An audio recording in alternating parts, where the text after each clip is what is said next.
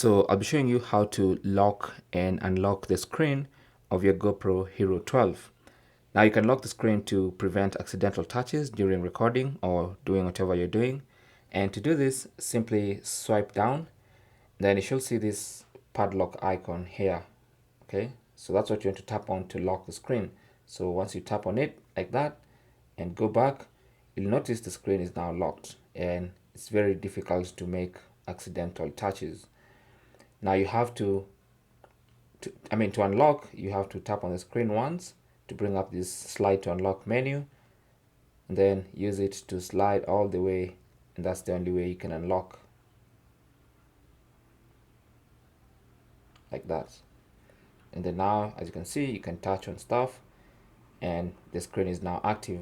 To lock again, swipe down and tap on that.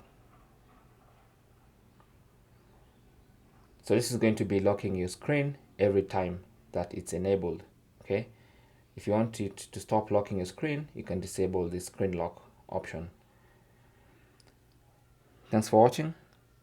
Leave your comments and questions down below, and good luck.